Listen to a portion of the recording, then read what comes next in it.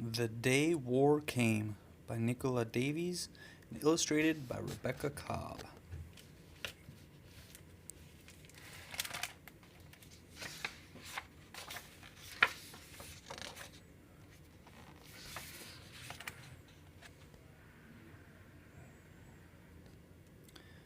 The day war came, there were flowers on the windowsill, and my father sang my baby brother back to sleep. My mother made my breakfast, kissed my nose, and walked with me to school.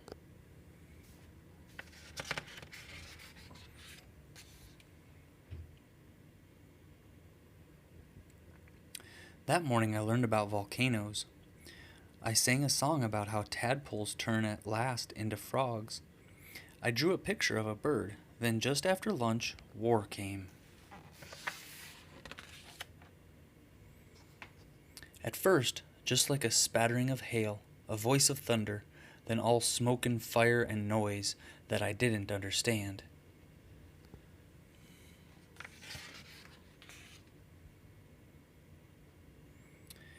It came across the playground. It came into my teacher's face. It brought the roof down and turned my town to rubble.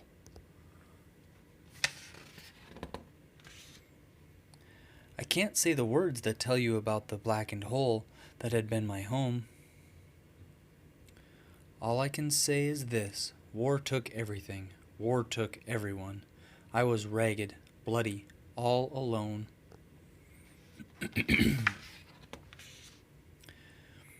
I ran over fields and roads and mountains in the cold and mud and rain.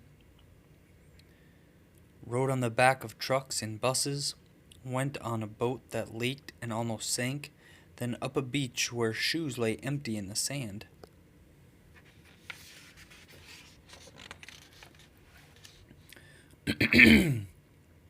I ran until I couldn't run, until I reached a row of huts and found a corner with a dirty blanket and a door that rattled in the wind.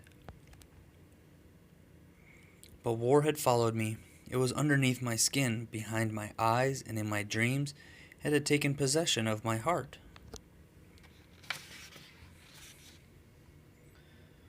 I walked and walked to try to drive war out of myself, to try to find a place it hadn't reached. But war was in the way that doors shut when I came down the street. It was in the way that people didn't smile and turned away.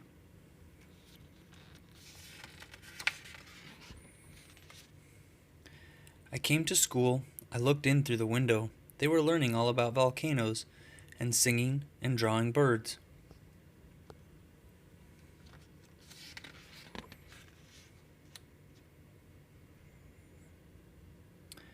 I went inside. My footsteps echoed in the hall. I pushed the door and faces turned toward me, but the teacher didn't smile. She said, "There is no room for you, you see. There's no chair for you to sit on. You have to go away." And then I understood that war had gotten here, too.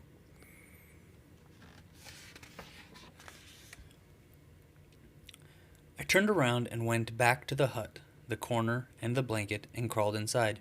It seemed that war had taken all the world and all the people in it.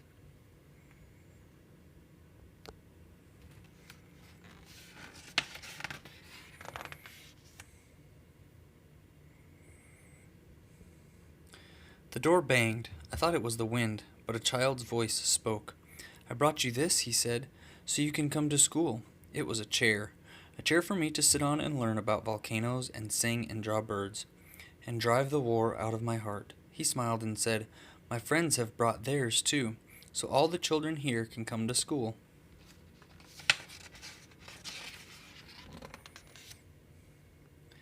Out of every hut a child came, and we walked together on a road lined with chairs, pushing back the war with every step.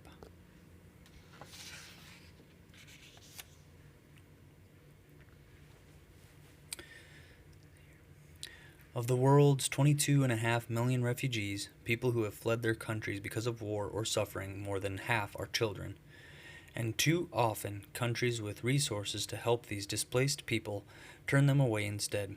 Recently, the United States limited the annual number of refugees it will accept to just 50,000.